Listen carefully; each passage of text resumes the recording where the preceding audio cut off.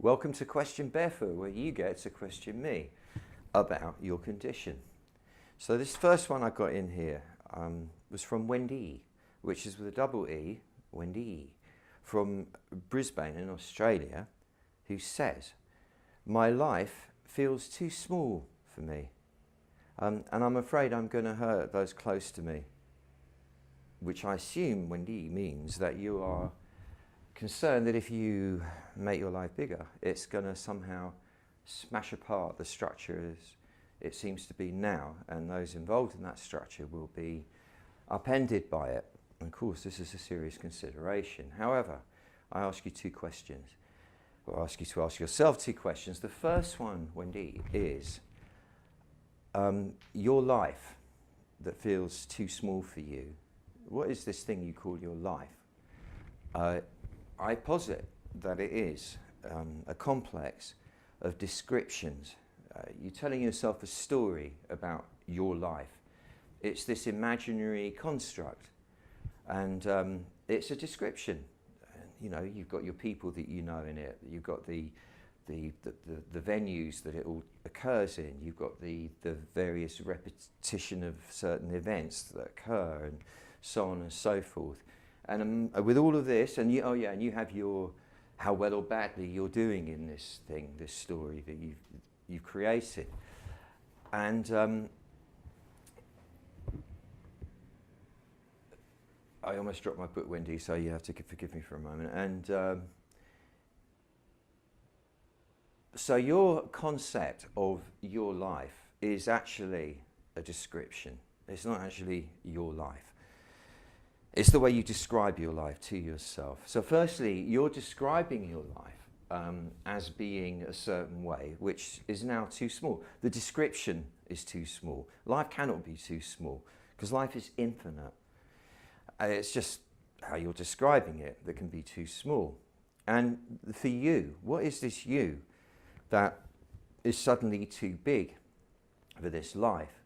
Well, I would suggest that in the unfolding process, the growing process, you get to know yourself more and more. And you realize more and more that what you thought of as you is also merely a complex of descriptions. You've described yourself to yourself in a certain way. I'm this, I'm that, I'm this. And you relate it, you reference it to the descriptions of all the external conditions of your life. And then that becomes you. Well, by and by, it dawns on us that we are not that. What we are is something far greater. We are actually as infinite as life itself. And that there is no distinction between the self and life. The self is life. Life is the self. So it's impossible for the self to be bigger than life. That's for a start.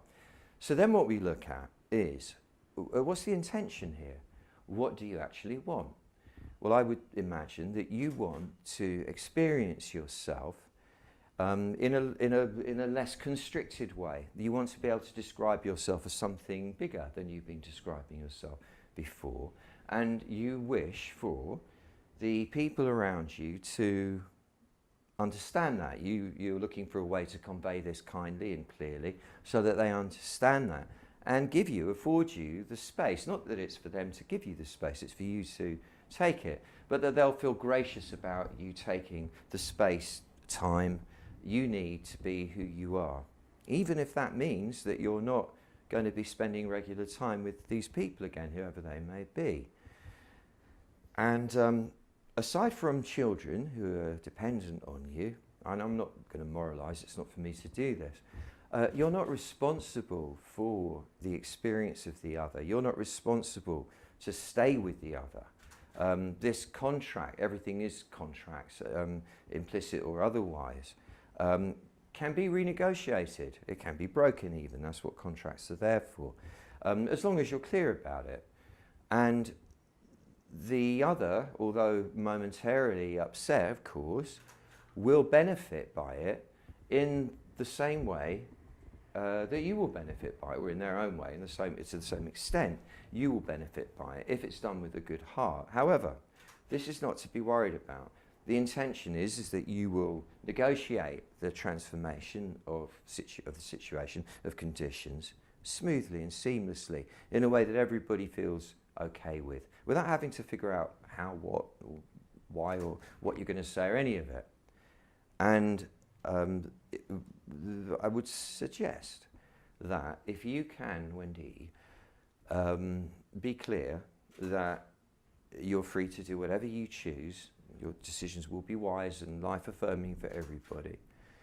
And that by growing into your fullness, into your true nature, can only be a great benefit to everyone, because you're expressing yourself more fully, therefore giving more of yourself to the world. And your intention is for everyone to benefit by it, and for external conditions to coalesce into a new configuration to facilitate this expanded self. I think you'll find all will be well, and it will work in a magical way for you and everybody, and may it be so. Thank you, Wendy. If you have questions for me, do send them in. Send them to the website, and we will be fielding them and sifting through them, and through some random process of selection, picking one each week. Well, that's lovely talking to you, and bye-bye from Question Barefoot and from Barefoot himself.